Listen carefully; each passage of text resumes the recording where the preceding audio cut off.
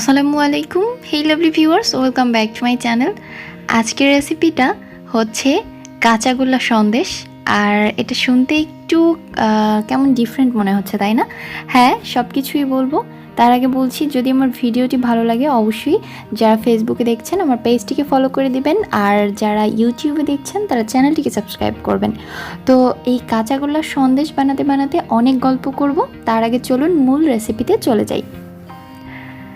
প্রথমেই আমি এখানে 1 লিটার দুধের ছানা নিয়েছি। আর ছানাটা কিভাবে পারফেক্ট কাটতে হবে, এই যে আমি হাতে নিয়ে একটু দেখিয়ে দিচ্ছি যে এটা পারফেক্ট ছানা কিনা। দেখতেই পাচ্ছেন হাতে কেমন ডলা দিলে এটা ময়ান হয়ে যাচ্ছে। তো কিভাবে পারফেক্ট ছানা কাটতে হবে তার কিন্তু একটা রেসিপি আমার চ্যানেলে অলরেডি আপলোড করা আছে, দুটো রেসিপি আছে। তো যা হোক, আমি এখন আগে থেকে ছানাটাকে কেটে রেখেছিলাম, এখন এটাকে একটু হাত দিয়ে ঘষে ঘষে নিচ্ছি। এরপরে আমি প্রায় 5 মিনিট মেখে নিয়েছি আর ছানাটাকে দুভাগে ভাগ করে নিয়েছি। তো এক ভাগের মধ্যে আমি সামান্য 2 টেবিল চামচ চিনি অ্যাড করে দিলাম।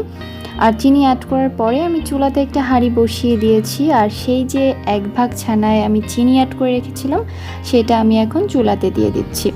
আর এখানে আমি এখন কনডেন্স মিল্ক দিয়ে দিব, প্রায় হাফ কাপ থেকে একটু কম, 1/3 কাপ বলতে পারেন, 1/3 কাপ দিয়ে দিয়েছি।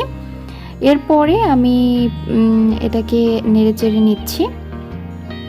এটা দেখার কিছুই নেই আসলে, আমি এটাকে নেড়ে নিচ্ছি একটা স্প্যাচুলা দিয়ে। তো আপনারা একটু তলা ভারী কোনো হাঁড়ি নেওয়ার চেষ্টা করবেন।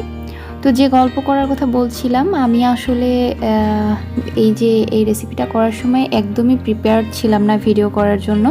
তবে হুট করেই মনে হলো যে কেন নয়, একটু ভিডিওটা করেই ফেলি, তাই আসলে ভিডিওটা করা।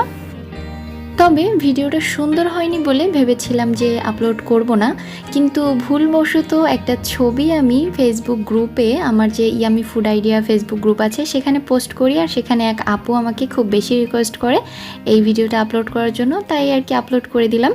তো যা হোক, আমি দেখতে পাচ্ছেন যে এতক্ষণ নাড়াচাড়া করতে করতে প্রায় 5 মিনিট পরে এটার কনসিস্টেন্সি ঠিক এরকম হয়েছে, অনেকটা আঠালো আর প্যানের গা ছেড়ে দিচ্ছে। এ পর্যায়ে আমি চুলাটা অফ করে দিব আর 2-1 মিনিট রান্না করে এরপরে চলে আসব বাকি প্রসেস সেরে নিতে। সেটা হচ্ছে সেই যে কাঁচা ছানাটা রেখেছিলাম অর্ধেকটা, আর অর্ধেকটা তো আমরা রান্না করে নিলাম।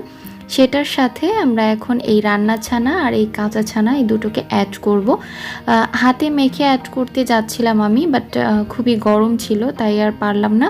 তো আমি স্প্যাচুলা দিয়ে একটু মিশিয়ে নিচ্ছি।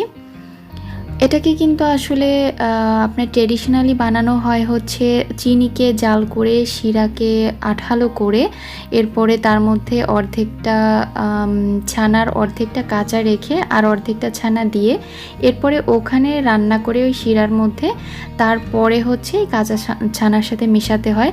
কিন্তু আমরা তো আর অতগুলা করে বানাই না দোকানের মতো, তাই অত বড় প্রসেসের দরকার নেই। তাই খুব সহজে কনডেন্স মিল্ক দিয়ে এভাবে করে ফেলতে পারেন। আপনারা চাইলে শুধু চিনি দিয়েও করতে পারেন, তবে কনডেন্স মিল্ক দিলে কিন্তু খুব বেশি ভালো স্বাদ পাওয়া যায়।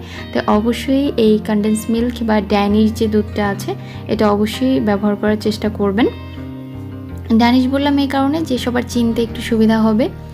তো এখন এটা কি মিশানো হয়ে গেছে, এখন আমি আমার পছন্দ মতো লেচি নিয়ে আমি এটাকে সন্দেশের শেপ দিয়ে দিব। তো সন্দেশের শেপ কিন্তু বিভিন্নভাবে হয়ে থাকে, তবে আমি এই শেপটা দিচ্ছি, গোল শেপটা। তো এখানে আমি একটু এটাকে পাউডার যে মিল্ক আছে মানে গুঁড়ো দুধ, এটাকে আমি কোট করে নিয়েছি পাউডার মিল্কের সাথে, যাতে করে দেখতে একটু সুন্দর হয়। আর প্লেটে একটু পাউডার মিল্ক ছড়িয়ে দিলে কিন্তু আরও বেশি ভালো হয় আর দেখতে একটু আকর্ষণীয় লাগে। তো সবাই ভালো থাকবেন আর আমার রেসিপিটি অবশ্যই ফলো করবেন বাসায়। আর এখানে কিন্তু আমি কাঁচা গোল্লার সন্দেশ বলেছি এজন্য যে রান্নার প্রসেসটা কাঁচা গোল্লা, বাট শেপটা হয়েছে সন্দেশের মতো, আর এজন্যই এই ইউনিক রেসিপি কাঁচা গোল্লার সন্দেশ। আজ এ পর্যন্তই, সবাই ভালো থাকবেন, আমার ছেলের জন্য দোয়া করবেন। আল্লাহ হাফিজ।